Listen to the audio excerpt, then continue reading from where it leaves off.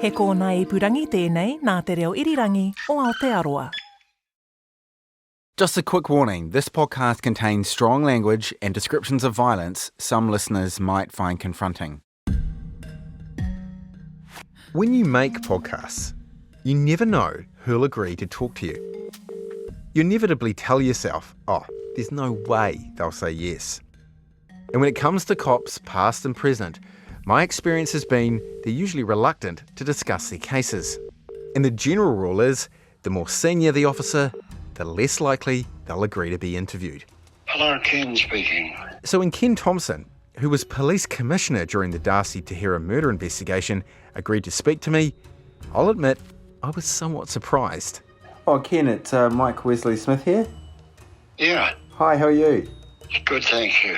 Good, sorry to bother you again. Yeah, You remember we had spoken a few weeks back? yep.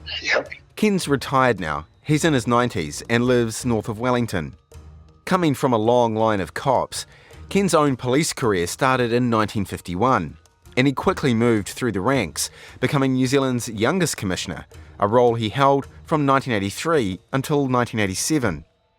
I'd sent Ken a copy of the June 1985 letter, written in his name, during Ernie's time in the Witness Protection Program.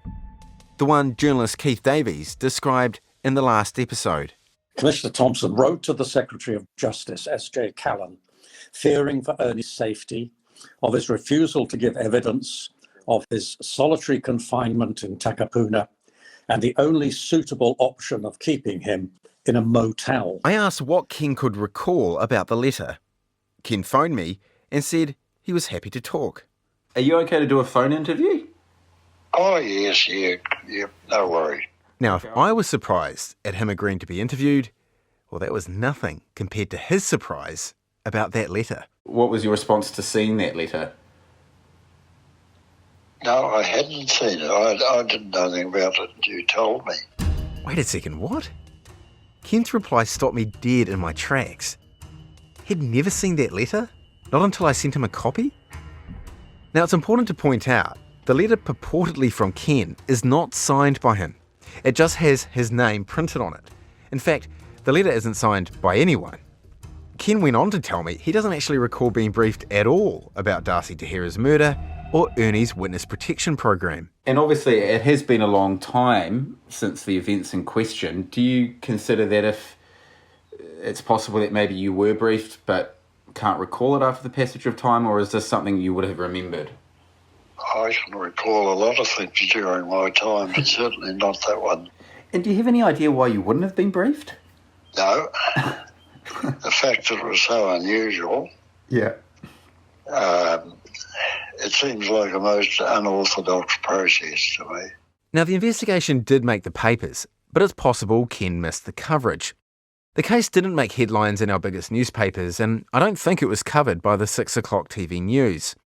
And it's also worth pointing out that the bombing of the Rainbow Warrior, a major event with international repercussions, happened on the 10th of July 1985, just a few weeks before Ross's first trial. I wondered if it was possible that Ken's staff just thought he had enough on and didn't need this on his plate. No, not really. No. We used to meet regularly, discuss things. I would really expect to have been briefed, even in the broadest terms. As Ken said, he remembers a lot from his time as commissioner, but he was equally clear when my questions crossed into areas he just couldn't recall after all this time. No, I can't really comment on that one. When Ken said he wasn't told about detectives' dealings with Ernie, I went back over the police records I have. Like he said, it seemed so odd that he wouldn't know. An internal police timeline of the key events prepared in the 1990s doesn't record Ken as being involved with any of the key decisions regarding Ernie, which I think supports the idea he wasn't kept in the loop. Instead, the most senior officer mentioned was Ken's Deputy Police Commissioner, Mal Churches. For example, it was Churches, not Ken, that approved the $30,000 payment to Ernie. And things like Ernie's motel stay and early prison release were managed by other cops in the chain of command. Again, no Ken. I can't ask Churches about his role because he died some years ago. but Ken told me he used to meet regularly with churches when he was police commissioner. So would you have expected to have been briefed about the operation? Yes, I'd expect to know about it. And was that because of the profile of it, but also that the murder had happened in Mount Eden prison? Yeah, and the fact that there was so much shenanigan going on, with the man being down in Christchurch, and I'd really expect to have known of that. Of course, the man in Christchurch was Ernie, and those shenanigans, well, that was Operation Icing, then New Zealand's most expensive and elaborate witness protection undertaking. And I take from that in a broad sense that perhaps, given you were a by-the-book man, that maybe you wouldn't have gone along with it? That is a possibility. I don't know. But as I've said, it's a most unusual procedure. I would have had some doubts about the fella, to be quite honest. You mean the witness in question? Yeah. Again, here's Ken referring to Ernie. What would have been your doubts about him? Well, I don't like these so-called prison squeaks and what have you. They weren't in my good book. During my work on this case, I'd heard a lot of names for jailhouse informants. Snitches, grasses, and of course, narks. But prison squeak was new to me. Right, so in your view, people who needed to be treated with great care. Yes. And have everything documented, so Yep. they could resist any defence suggestions that perhaps they had just gone along with things to receive a benefit. Yeah. I find some difficulty in accepting it. Of course, Ken is just confirming what essentially was official police investigative doctrine back in 1985. But nonetheless, as we heard in the last episode, many key interactions between detectives and Ernie weren't recorded. And it was striking to now hear their boss at the time basically say that was not an approach he supported. In terms of protocol at the time, was it your understanding that protocol was that if you had a jailhouse witness, you would first want to have their account documented in writing before you discussed things such as money or relocation? Certainly with a scoundrel, yeah. I asked Ken about the amount of money Ernie ended up getting paid for his evidence against Ross. Police later described $30,000 payment as being exorbitant. No stage it would have been. For Ken, nothing about this case was normal procedure. Indeed, when we first spoke, and I outlined everything I discovered about this case, he told me it had an air of Disney about it.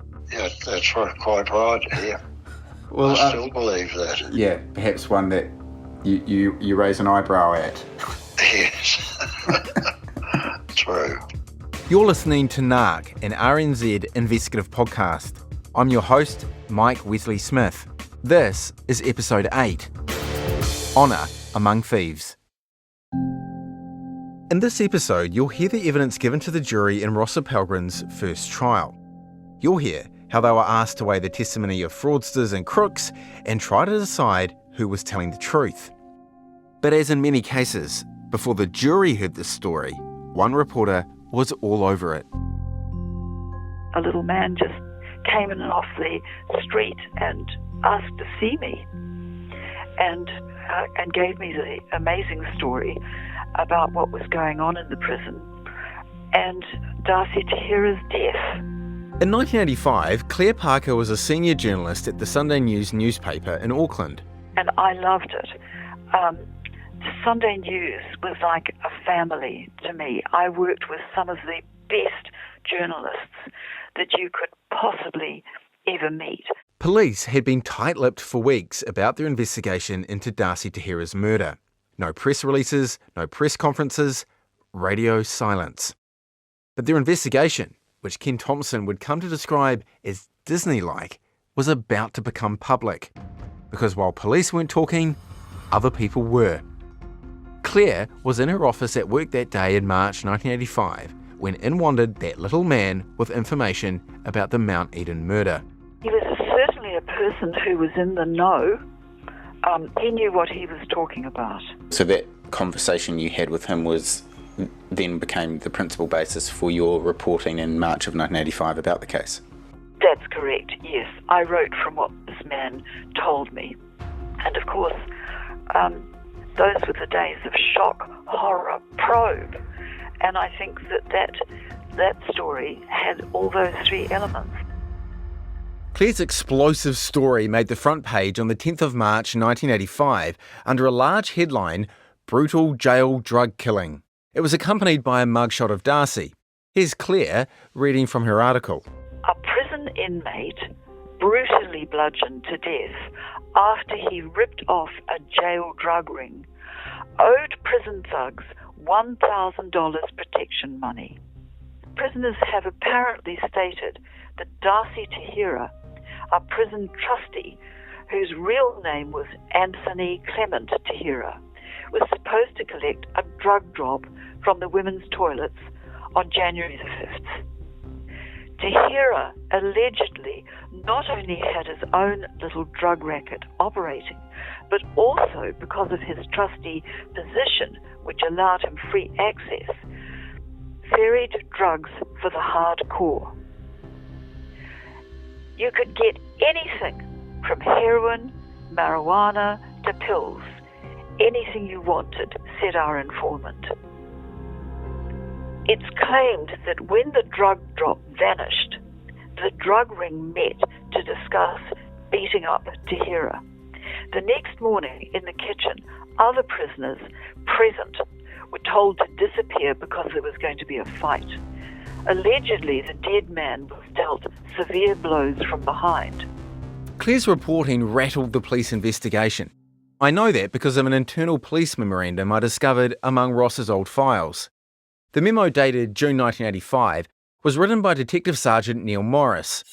We've had an actor read his words. The Sunday News came to us on about the Wednesday and said, right, this is the Strawberry printing, and gave it to us.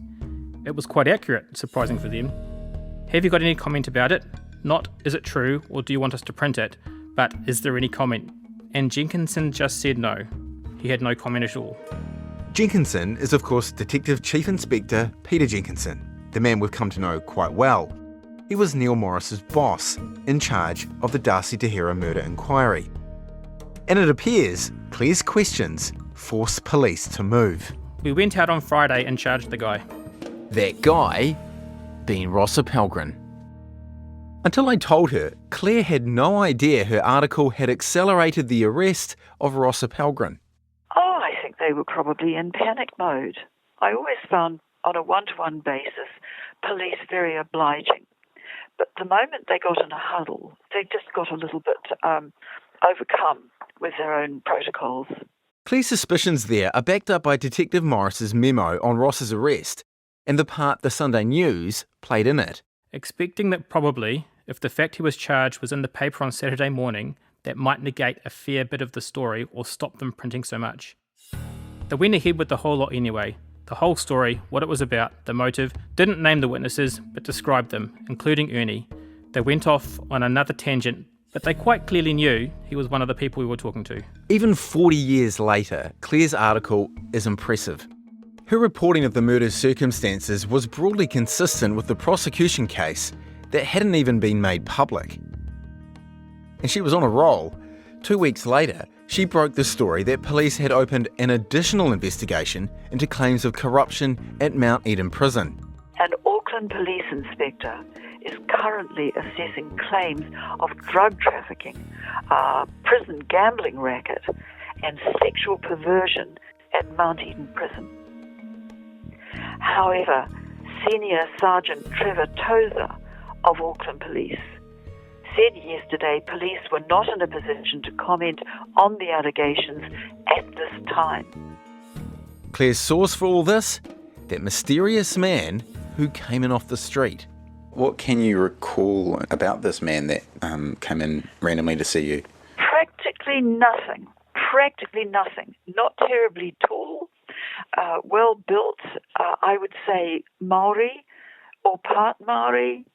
I don't remember his name. I remember sitting and talking to him. I would say that he was definitely a person in the know. I would say he had probably been in prison, and he knew people still inside, and the gossip from the inside was on the tom-toms around the streets. Tantalising clues, but just too vague to identify the man Claire spoke to. His identity remains a mystery. And another mystery to me is that police investigation into alleged corruption at Mount Eden Prison, the one Claire reported. It was a question of who was running the asylum, the inmates or the people who were supposed to be in charge of them. It sounded to me as though the asylum inmates were running the prison. Curiously, the outcome of that police investigation Claire reported on was never made public. In a letter sent by a prison inspector to Police National Headquarters in August 1986, it said, "This letter will confirm that despite your investigations, allegations made that some prison officers have been involved in unlawful activities could not be substantiated. The Superintendent, Mount Eden Prison, will continue to monitor these allegations and will contact the Auckland Police if and when it is considered necessary. In the meantime, no immediate involvement by the police is sought." This claim of corruption inside Mount Eden is one of those intriguing little sidetracks that tend to happen when you're looking into a story like this. When you have questions circling around your head, like how could the drug scene inside Mount Eden become so rife that it resulted in an inmate's death? And how could the prison staff miss that Darcy had been bashed? The possibility of corruption has come up time and again. Darcy's widow, Suzanne, suspected. I do wonder why it happened. How could it have happened? How much, perhaps, corruption was in the prisons at the time? And even the police star witness, Ernie, testified that things weren't as they should be during Ross's 1985 depositions hearing. I would not wish ever to go back to Mount Eden Jail because of the corruptness amongst officers, and the tie-ins seem to have been between officers and inmates. Ernie was asked if he was prepared to identify the prison officers he said were corrupt. Not in this court, no. Jim Stedman, the guard on duty in the kitchen when Darcy was killed, rejected Ernie's claim, testifying that he wasn't aware of any bent staff. And ex-Mount Eden guards I've talked to, like Bill Goodridge, backed that up. The officers that I worked with, there was never any hint of untoward stuff going on in relation to inmates. But having a proper, formal report to rely on for a definitive answer, rather than just a letter from a prison inspector, would really set my worrying mind to rest. So I asked police for any information still held about the 1985 corruption investigation. Unfortunately, they said no records could be found. Police did, though, tell Suzanne that based on the interviews with prison staff during the murder investigation, there was no indication of suspicious activities by prison officers. Years after his arrest, Ross wrote in his memoir about his own concerns around dodgy dealings. But in his case, it was the police he had a problem with.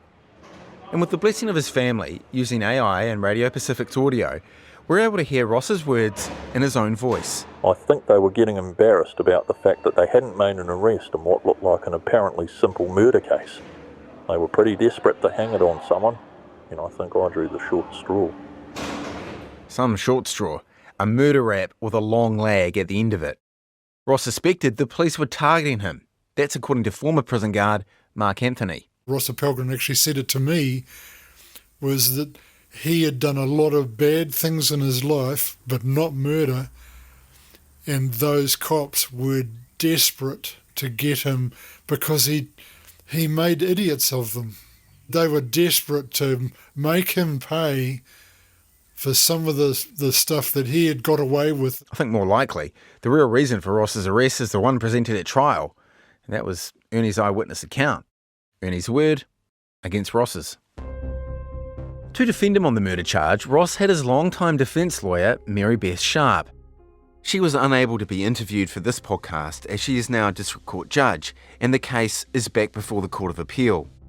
But in 1989, she spoke to Radio Pacific about her work on Ross's behalf. I firmly believe that Ross is not responsible, and Ross is a very nice person, and he has been very badly framed in this, and it's one thing to serve a short prison sentence, which you don't deserve, but it's another thing to be serving a term of life imprisonment for a homicide that you didn't commit.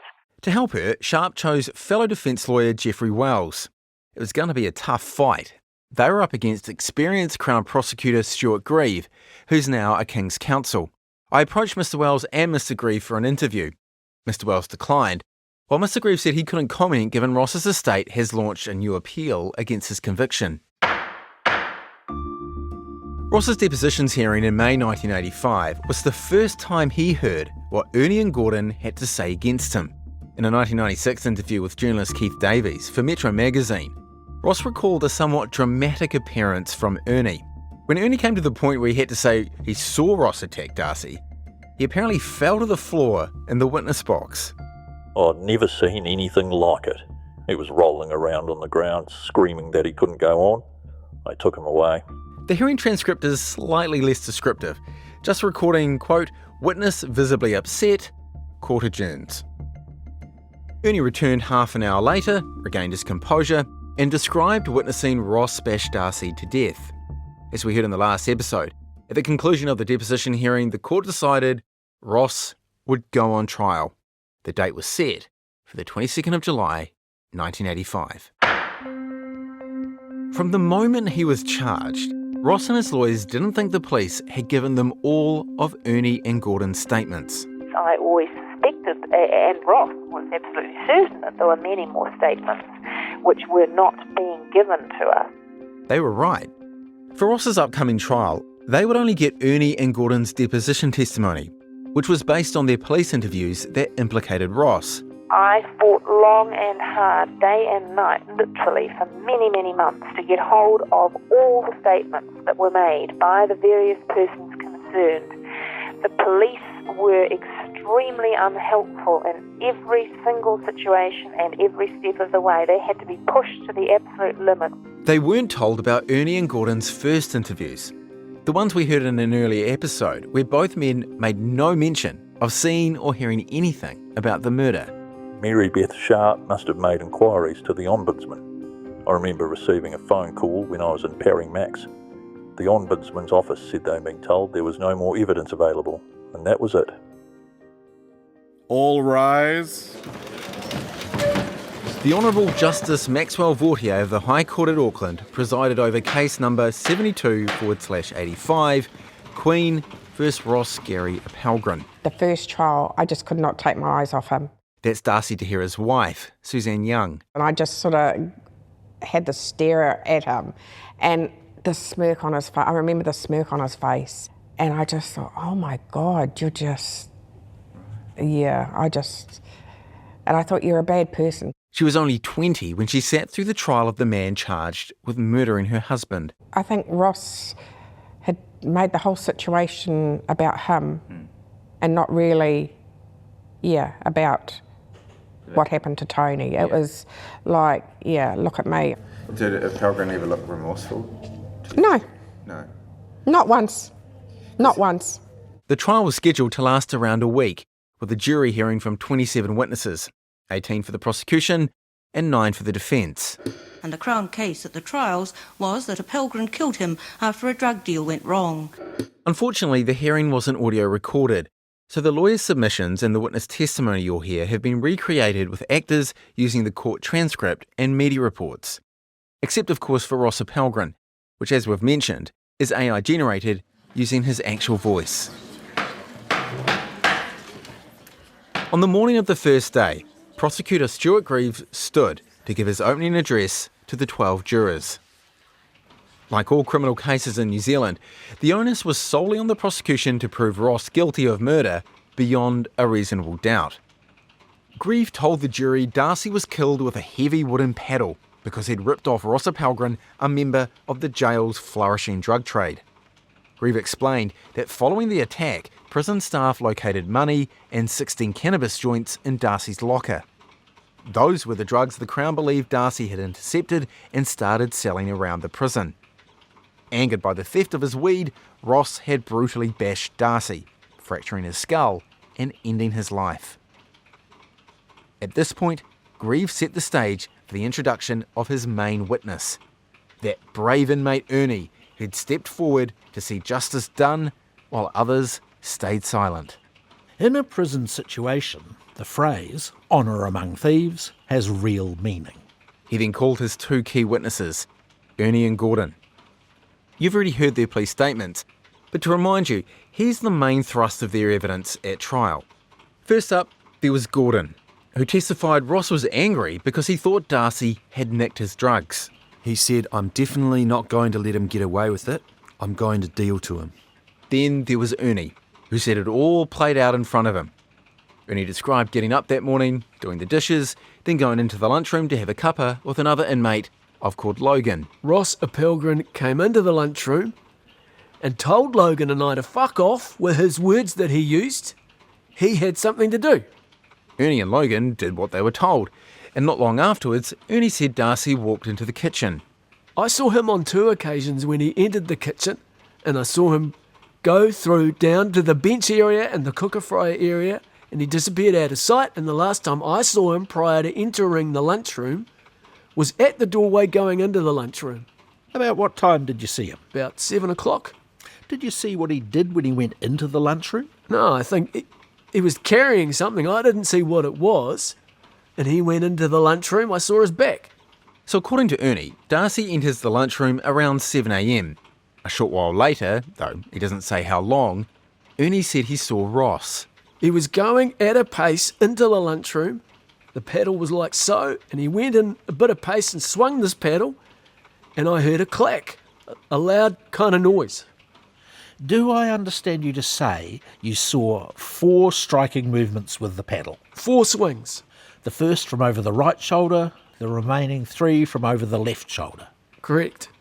Ernie described Ross leaving the kitchen area with the paddle and then returning empty-handed. Did he say anything to you? Yes, he said to me, "You saw nothing, mate. Remember, nothing." I want to leave the trial just for a moment and discuss the timeline, because to my mind, it's kind of key. Now at trial, Ernie testified Darcy went into the lunchroom at around 7 a.m. He doesn't say what time Ross attacked Darcy, but on my reading of his evidence, it's only a short time later. What's interesting to me is that the Crown's case at trial was that Darcy actually entered the lunchroom between 7:20 and 7:30 a.m. That's 20 minutes later.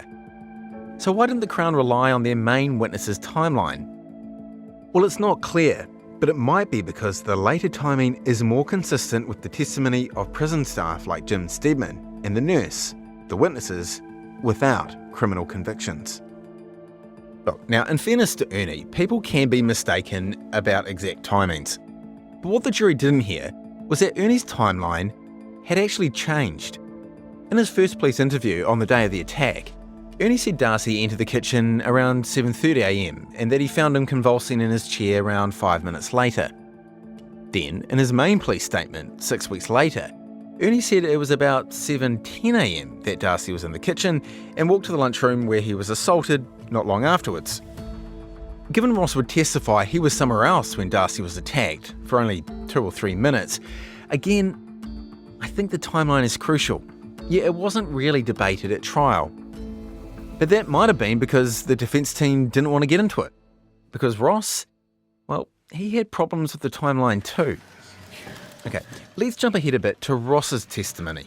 When Mary Beth Sharp opened her case to the jury, she told them her client was innocent and had been made a scapegoat for a terrible crime.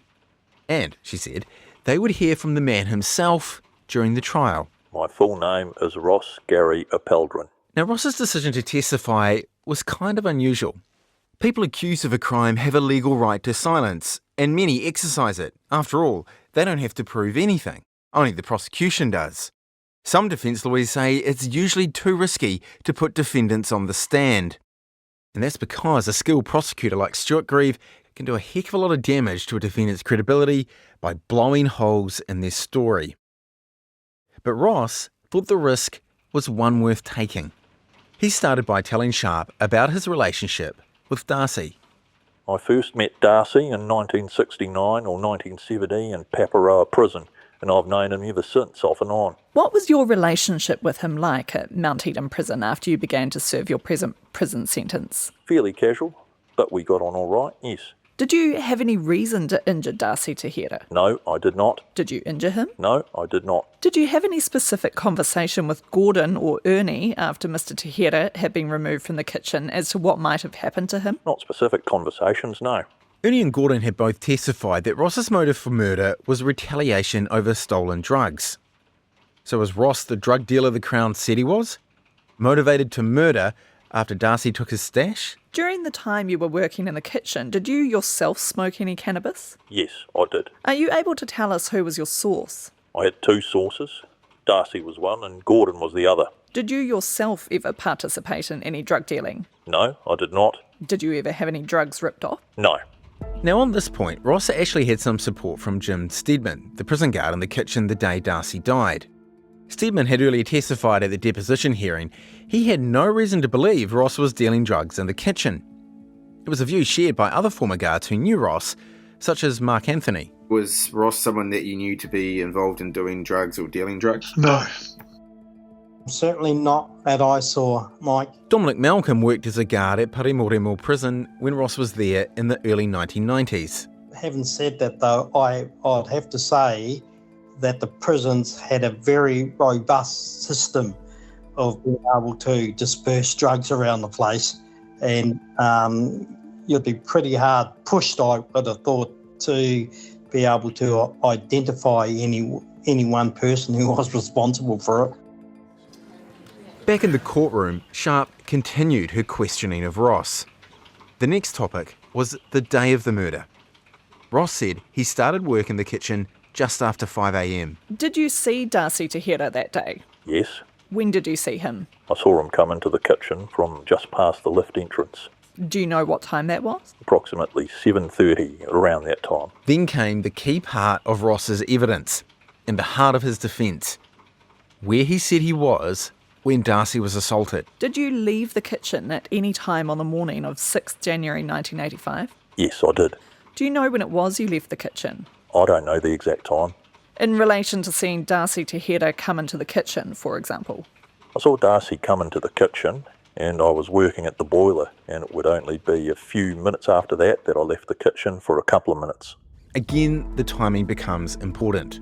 Okay, and this is the problem with Ross's timeline that I flagged earlier.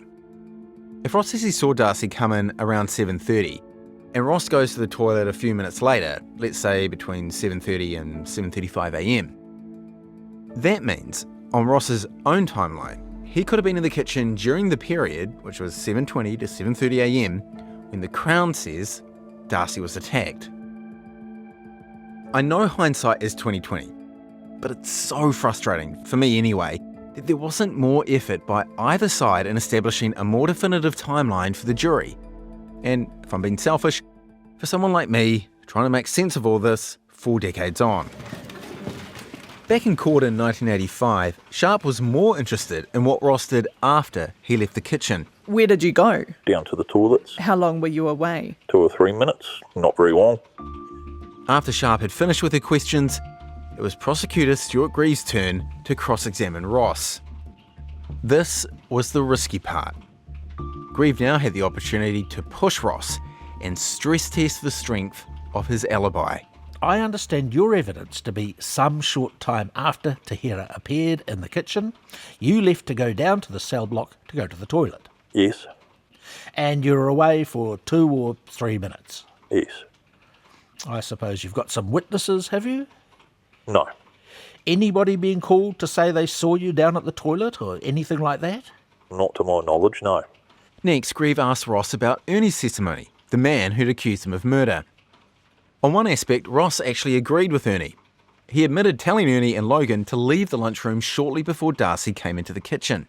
I told them to go and do some dishes. Something like, get on with your duties, chaps, something like that. In other words, yes.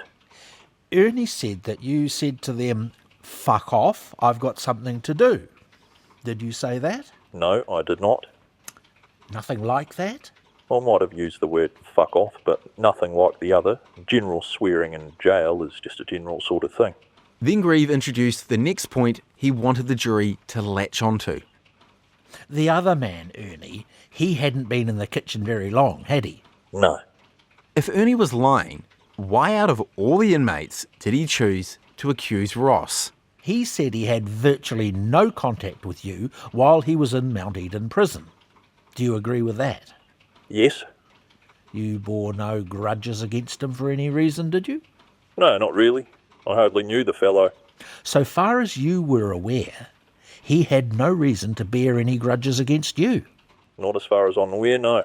Grieve now had Ross right where he wanted him.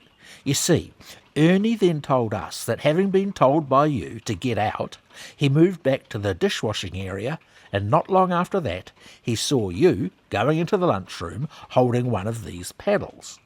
And then he says, and you heard him describe it yesterday, describe how the paddle was wielded, 4 blows being struck from over your shoulders.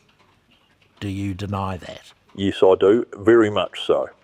So, he made that up entirely insofar as it involved you. Where I'm involved in it, yes.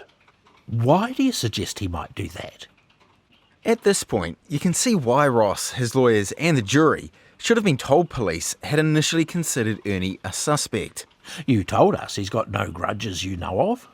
Why would he single you out as being the person to nominate for doing this? Without knowing police had given Ernie an "it's you or him" ultimatum, Ross was just left to say, I don't know his reasons. You can't offer any? No, I can't. And as Grieve argued, Ross must have been bloody unlucky if another witness, Gordon, also implicated him.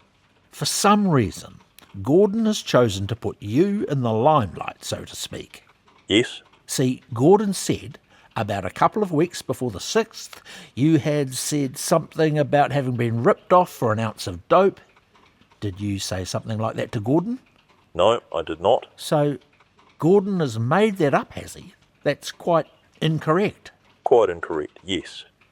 And he said that at one stage he was with you when Hira walked through the kitchen, and you said words to the effect you felt like smashing him over the head now. Did you say that to Gordon? No, I did not. So he has made that up as well? Yes, he has. So Gordon has come along and told a whole series of lies about what you have said to him. That's right. As an outsider looking in, there are things I'm surprised Ross didn't say. Firstly, he didn't offer up any suggestion as to why Ernie and Gordon were lying. He also didn't tell the jury what he told journalist Keith Davies in an interview more than 10 years later, that he knew what was in store for Darcy. I had a fair idea of who was in on it, but I wasn't 100% sure. There was about 3 or 4 who I thought were going to be in on it, with 1 or 2 giving him a bash, while 1 or 2 kept an eye out. Even if he wasn't 100% sure who had attacked Darcy, what did he have to lose? I mean, if he was able to nominate another suspect, it may have raised a reasonable doubt and spared him a life sentence. Was it that Ross just didn't want to be a narc? Well, friend and ex-con Greg Newbold says absolutely. So, and that's what the problem Ross had when he denied having killed Darcy to Hira and said that he knew who had done it, but was unable to breach the code in order to save his skin because the code was so strong. And Ross was a person who respected that code. At any trial, much of the most crucial work defence lawyers do is in cross-examination. They are dealers in doubt, particularly the reasonable kind. If they can't dismantle the prosecution case, they must at least disable it. Ross's legal team had 2 prongs of attack. Firstly, score what points they could with prison guard Jim Steadman, because as the police said, he was the only independent witness in the kitchen block on the 6th of January 1985. Secondly, and undoubtedly the more difficult task, discredit Ernie and Gordon, paint them as outright liars. There was a lot on the line. Internally, the Auckland CIB had concluded before trial that without Ernie's evidence, their entire case would fail. If the defence could undermine his credibility, then Ross would walk. It was as simple as that. So the pressure really was all on Ernie. But the police were ready to stand by their man. That's judging by the words of encouragement offered to Ernie by detectives and recorded in a 1985 police report, which would quote, "You perform for us, and we'll look after you." This is again another example of the key tensions in this case. Ross claimed this police promise to look after Ernie gave him a reason to lie. Say what the police wanted him to say and he'd get out. A new life, a new start. Or was the promise to look after Ernie just what Ernie and police said it was? An assurance Ernie would be kept safe from Ross and his drug-dealing mates. Now, it wasn't enough for Mary Beth Sharp to simply tell the jury Ernie and Gordon were both liars. She had to communicate what Ross hadn't. Tell the jury why they were lying. Was there a deal struck? Well, I'm certain there was. There must have been. And of course now, decades later, we know that Ernie had certainly reached a deal with police in writing 2 months before the trial. He'd also been assured he wouldn't be going back to prison. But neither the defence nor the jury were ever told any of that. So, left in the dark, standing in front of Judge Vaultier and the jury of 12, Sharp had to rely on more circumstantial evidence. To discredit Ernie, she called an inmate who shared a cell with him at Mount Eden Prison. This man's name is also suppressed, so I'm going to call him Martin. Did you used to hold discussions with him about personal matters concerning him? Yes. The night he spent in the cell, he got quite personal with his life and told me about his wife and everything. What did he tell you? He'd like to kill her. Anything else? That he wanted to escape, get out of the place. At best, this evidence showed Ernie's susceptibility to a deal from police. But it wasn't evidence that any deal had eventuated. It meant when Sharp came to cross-examine Ernie about his motives, she had to keep her questions quite broad. She started by asking him why he was narking, breaking that most important code, the inmate's code of silence. Would you agree you're breaking the unwritten law? I have a conscience. So this is a matter of conscience for you today, is it? Nothing else. Do you know of any advantage you can gain from giving this evidence today? None at all. You have mentioned an unwritten law among prisoners that they shouldn't talk. Do you know of another unwritten law among prisoners that, not an unwritten law, an understanding or generally held belief among prisoners, if they do give evidence against fellow inmates, that they would gain an advantage from doing so? Not that I know of, no. You're not aware that in fact you may possibly gain remission of your sentence to a certain extent? If it's done out of whatever consideration some people may think is necessary. I doubt it very much. The only problem I face now is that I have been in a protection situation where I was to be protected so that I would have been able to come to court today and give evidence. And as far as I know, that will continue until the end of my sentence. Whether someone in their wisdom might open the door and let me out, that's their problem, not mine. I don't know anything about that at all.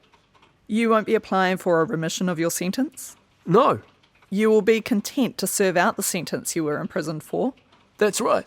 Unable to knock Ernie off his stride, Sharp tried focusing on the risk he faced from giving evidence. Wouldn't he want something in consideration for that? Would you tell us the disadvantages you face in giving this sort of evidence? There is a lot of disadvantages, really. What are they?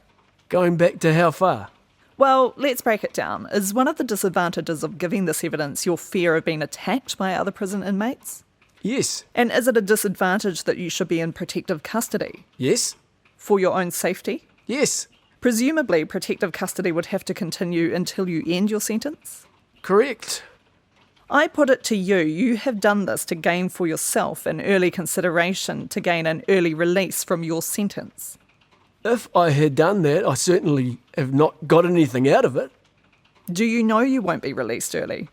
Yes, nothing has been mentioned to me. I've been called as a Crown witness, and if I don't give evidence willingly, I'll be subpoenaed to do so.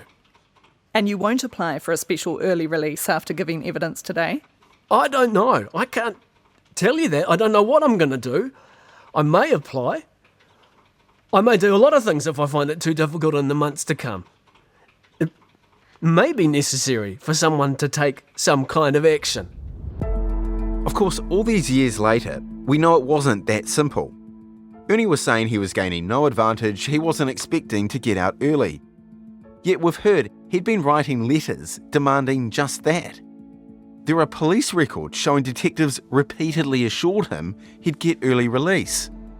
He says under oath that he knows of no advantage he could gain from his evidence, yet had already spent about a month in a motel with meals out and day trips and knew that if Ross was convicted, he'd get out of prison and into witness protection.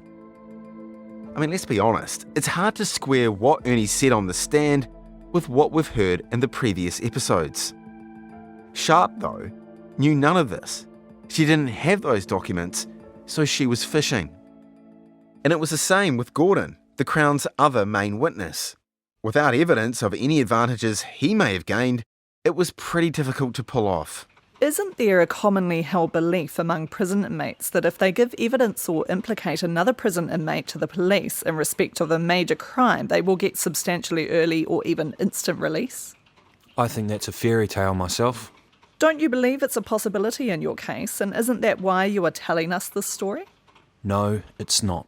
But for Gordon, Sharp had a second line of attack. The suggestion Gordon, and not her client, was involved in Darcy's murder. It's no secret and can't have been any secret to the jury because I was quite direct about it. I was of the view that one of those particular witnesses was in fact, if not the perpetrator of the crime, was certainly very, very involved. This is Sharp from that Radio Pacific interview, talking about Gordon. It was my view, of course, that he was giving evidence to save his own skin. He was giving the sort of evidence that was required to save his own skin and to point the finger of damnation at Ross. At trial, Gordon told Sharp he was in his cell, asleep, when Darcy was attacked. You obviously didn't have any fears yourselves of being charged by the police with this crime. Is that fair? Yes. And presumably that's because you say you weren't in the kitchen at the approximate time Darcy to Hira was attacked. That would be right, yes. I don't know about you, but these snippets from the court transcripts left me feeling like both Gordon and Ernie came out pretty much unscathed from all that Sharp was able to throw at them. The idea Ross was going to walk was starting to look iffy. The last witness I'm going to cover off is Jim Steadman, the prison guard on duty in the kitchen when the murder took place. In that 1989 interview with Radio Pacific host Tim Bickerstaff, Mary Beth Sharp explained how important she felt Steadman was. Now, another difficulty facing the jury was obviously that nearly all the witnesses were criminals, weren't they? Well, of course, yes. One of the few witnesses who wasn't was a prison officer who appeared to me and to a good many other people who were present during the trial to be, with the exception of my client Ross, appeared to be one of the few honest people who gave evidence. Steadman first arrived at Mount Eden in 1978 and worked there for more than 25 years. Sadly, he passed away in 2018. Really nice, funny guy, but quite a stubborn Irishman. Former guard Paul Lobb worked with Steadman for decades in the prison system. He can be very stubborn, but neat guy, a really good friend. In fact, all the former Mount Eden staff I spoke to had good memories of Steadman. Oh, he seemed like a pretty calm, controlled, competent sort of a guy. This is Bill Goodridge. He was a respected and honest guard. Yep. Yeah, definitely. Yeah, I mean, that's my impression of Jim. He was a good fellow, mate. Yeah. Good, honest fellow, Jimmy Steadman, yeah. Former guard Hone Horaki worked with Steadman and saw him shortly before he died. We had a bit of a cuddle and whatever, and he thought, oh, man. And he said, but, good to see you, Hone, I'm done, bro. I'm done. So what happened was because he just asked me to do the prayers for him, mate, because he was a Catholic, Irish, see? Yeah. I did the last prayers for him at his house. Do you remember Errol Dyer, the chief prison officer who received Ernie's anonymous notes? Well, he told me by email he would trust anything Steadman said 100%. We heard Steadman's account of the morning Darcy was murdered in episode 2. It remained effectively the same throughout. During cross-examination at Ross's trial, Steadman told Mary Beth Sharp he'd seen no problems between Ross Appelgren and Darcy to Hira. Did you ever see any evidence of a bad relationship, bad blood between Appelgren and Hira? Not that I saw. From what you were able to see, did Appelgren appear to get on well with other kitchen inmates? Yes. And he was a good worker who gave no trouble in the kitchen? Correct. Crucially for Ross, Stedman also said it was possible for Ross to have gone to the toilet when he said he did, though Stedman didn't actually see him leave or return. The cell block for the kitchen staff. There was free access once everybody had been unlocked in the morning between those cells and the kitchen. Yes.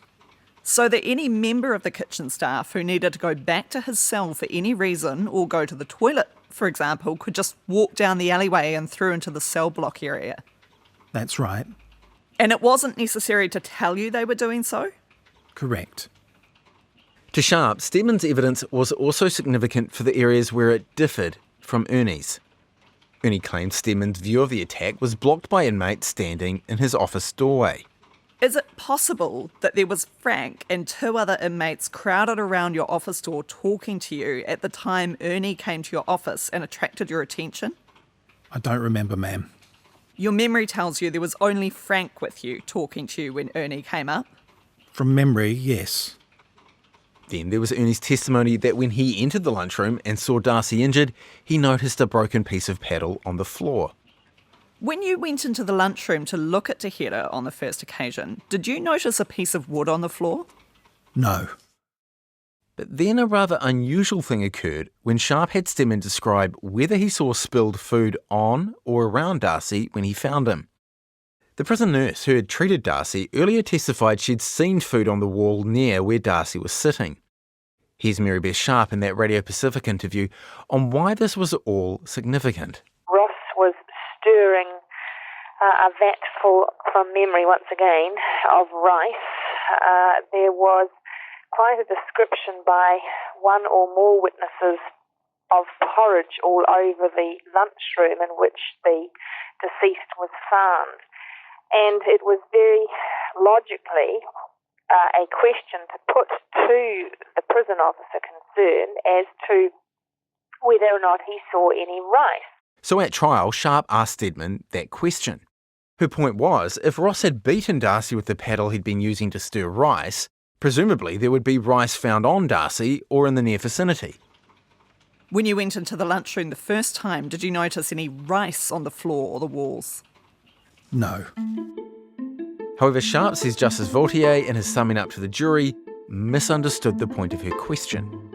Justice Vautier highlighted the fact that Stedman said he saw nothing of the food on the walls or on the floor, even though the nurse had. He then used that to criticise Stedman. You might think that this hear nothing, see nothing syndrome seems to have been a little contagious, and that Officer Stedman seems to have seen remarkably little in all the circumstances, and that is to be taken into account. So he therefore, shall I say, took the wind out from Ross's sails on that particular point. Sharp said she'd actually been trying to build Stedman up, trying to emphasise the differences between his evidence and that of Ernie. And to make the point, again, that if Ross had beaten Darcy to death with a paddle used to stir rice, there would be rice all over the room. Unfortunately,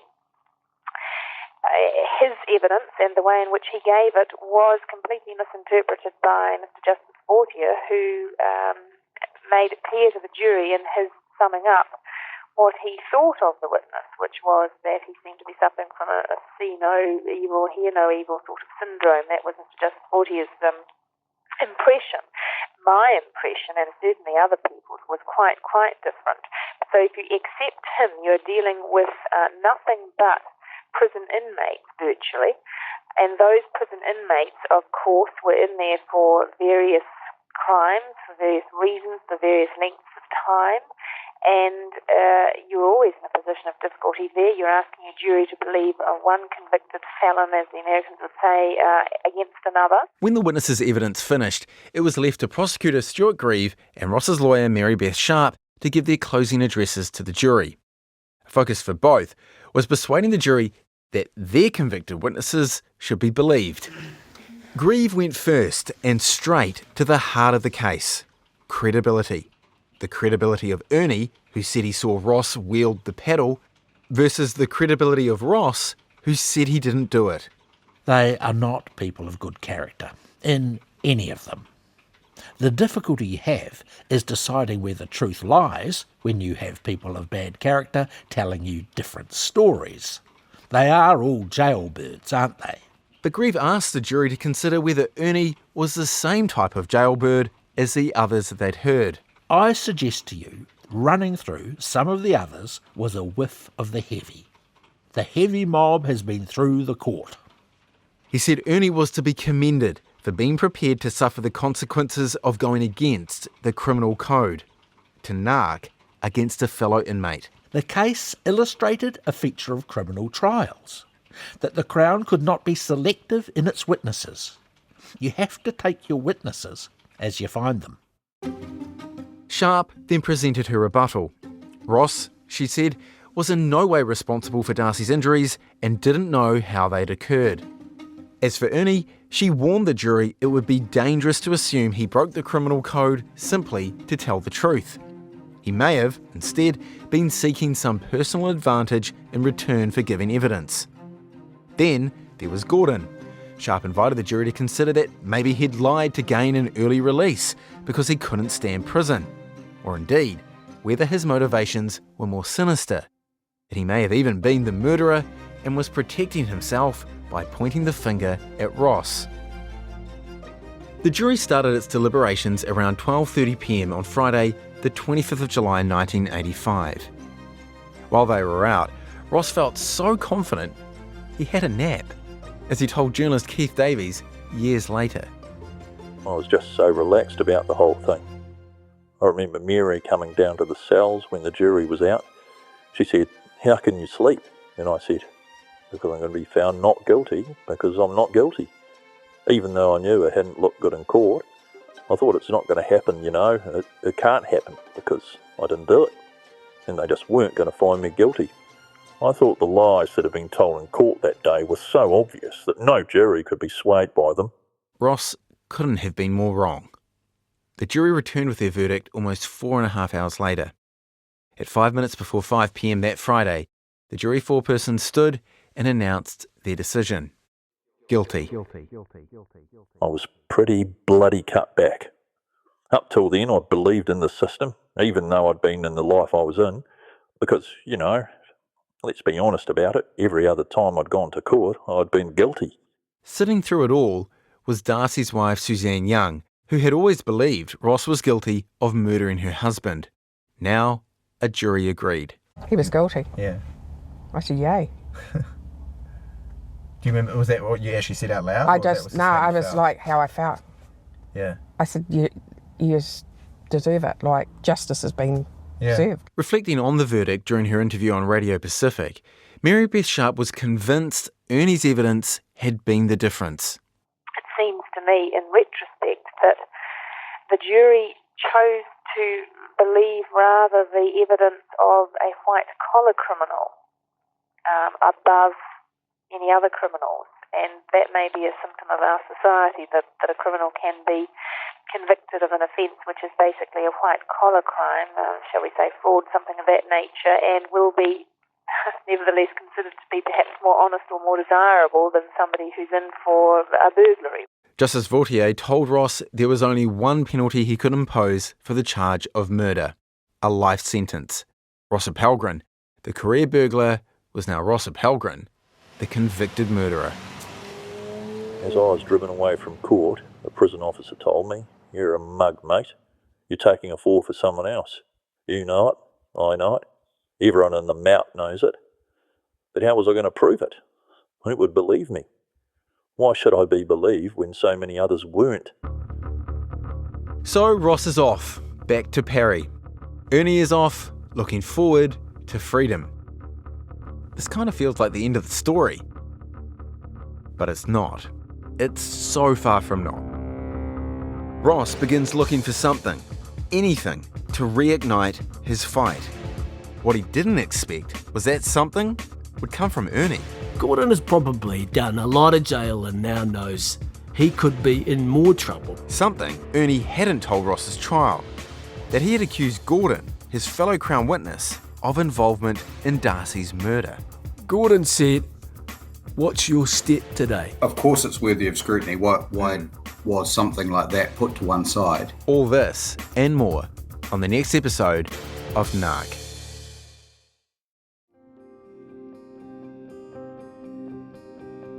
Thanks for listening to Nark, hosted and written by me, Mike Wesley Smith. I'm also extremely grateful to everyone who spoke with me for this podcast, especially Suzanne Young and Julia Appelgren. And if anyone listening has more information about this case, I'd be keen to hear from you. Send an email to nark@rnz.co.nz. Follow and listen to Nark wherever you get your podcasts, and if you've enjoyed it, use the share button to recommend it to a friend. Some more quick thank yous to Ngā Taonga and Mediaworks for some of the archival audio, and to the voice actors who helped bring some of the characters in this episode to life: Brendan Murphy, Justine Murray, Nigel Collins, Craig Genty, Duncan Smith, Jack Sargent, Kate Newton, Alex Gregg, Nick Robinson, Glenn Scanlon, and Corey Fuimaono. The RNZ producers who worked on this episode were Liz Garton, William Ray, Duncan Smith, and Justin Gregory. The audio engineer was William Saunders. Thanks also to Steve Burridge and Jeremy Ansell for the studio wrangling, and to Kevin Golding for opening the doors to me every week after hours. Graphics were designed by Amrita Marks, and the shorthand page, where you can find more information on this story, was made by Hing-Yi Kong. Check it out at rnz.co.nz/nark. Tim Watkin is RNZ's Executive Editor Audio, and Brianna Uritich-Gregg is the Production Coordinator. You can find more of RNZ's great podcasts like No Stupid Questions with Susan Edmonds on the RNZ website, rnz.co.nz/podcasts. Check them out. Bye for now.